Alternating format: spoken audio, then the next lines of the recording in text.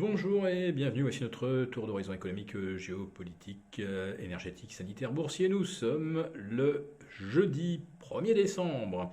Et pour comprendre comment tourne la planète finance, c'est sur la bourse au quotidien et nulle part ailleurs. L'épisode du jour s'intitulera Petit Papa Powell. Et oui, c'était Noël avant l'heure, hier soir à Wall Street, vers 20h heure française.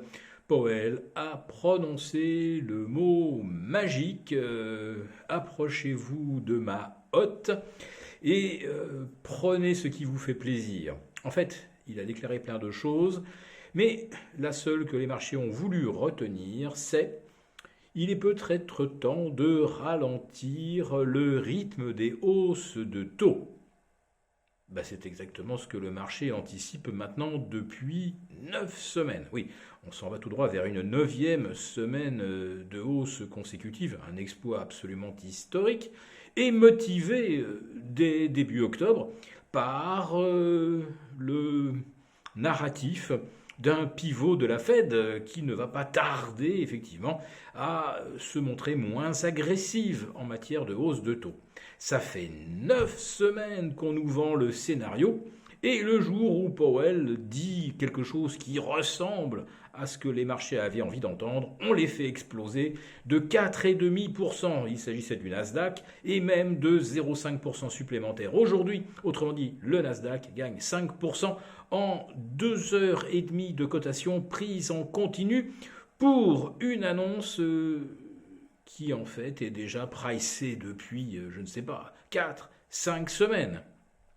Et puis les marchés ont oublié les autres phrases de M. Powell expliquant que l'inflation restait un problème sérieux et que la Fed irait probablement au-delà des niveaux que les marchés avaient envisagés et qu'il n'était pas question de baisser la garde avant que l'inflation reflue, mais tout le monde est déjà convaincu que cette inflation va retomber à 3%. Oui, ça y est, c'est le scénario Goldman Sachs qui maintenant est privilégié.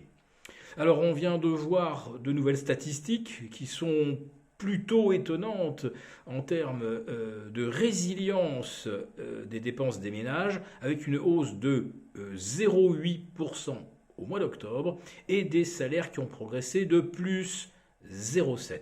Alors, quand on regarde dans le détail, le département du commerce précise que c'est dû essentiellement d'abord au budget carburant pour les automobilistes et puis ils se vend à nouveau plus de voitures. Alors tout simplement parce que les problèmes de supply chain ont été en partie résolus et on recommence donc à sortir des véhicules à une cadence à peu près normale, ce qui provoque symétriquement la rechute du prix des véhicules d'occasion qui eux font partie de l'indice des prix et c'est pourquoi le PCE, l'indice du panier de la ménagère, se modère au mois de novembre, à plus 5,2 en rythme annuel, tandis que si on réintègre l'énergie, l'alimentation, on est toujours à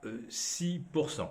Mais à quel moment ces 6% reflètent-ils la réalité de la perte de pouvoir d'achat des ménages américains? Oui, mais Wall Street a cette faculté de n'entendre que les phrases qui vont dans son sens ou de ne lire les chiffres qu'au sens littéral premier quand ça les arrange.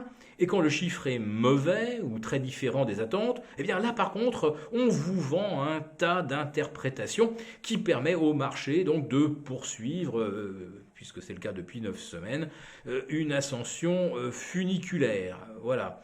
Donc quand les chiffres ne vont pas, on invente un bon côté des choses, et quand le chiffre au premier degré plaît, eh bien voilà, c'est une bonne nouvelle. Donc vous comprenez évidemment que dans ces conditions, les marchés ne peuvent que monter. Voilà.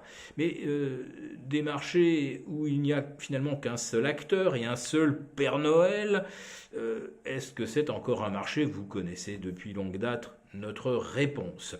La seule question, c'est comment intervenir là-dedans. Parce qu'après 5 semaines, on se dit que ça commence à être un peu tendu. Et puis après 6 semaines, On en est encore plus convaincu. Puis la 7e, la 8e, la 9e semaine. Tout ça pour ramener par exemple le Dow Jones à un PER de quasiment 22 fois les bénéfices. Et à condition qu'il ne baisse pas en 2023. Sinon, on aurait une valorisation nettement supérieure à ce qu'elle était le 5 janvier dernier quand les marchés ont culminé. Même observation pour le S&P 500, quoique le PER soit maintenant un petit peu plus bas, mais le rendement n'est plus que de 1,6%, c'est-à-dire la moitié de ce que vous obtenez sans risque avec du monétaire. Quant au Nasdaq, je vous demande de le vérifier, mais le rendement actuellement serait situé entre 1,2 et 1,3%. Ce serait pratiquement l'un des plus bas de l'histoire, mais ça continue de payer très très fort depuis hier soir. Voilà, donc le cadeau de Noël de Powell a quand même fait surtout les affaires des hedge funds, dont nous rappelons que pour beaucoup, eh bien, l'année fiscalement se termine au 30 novembre. Et hier, les 2 dernières heures ont été une véritable apothéose. Après 8 semaines de hausse où on se demandait bien comment on trouverait encore un nouveau relais. Eh bien, c'est très très simple, il suffisait d'extraire du discours de Powell la phrase qui va bien. Si cette vidéo vous a plu, n'hésitez pas à nous mettre un pouce et à demain pour le live avec nos abonnés désaffranchis.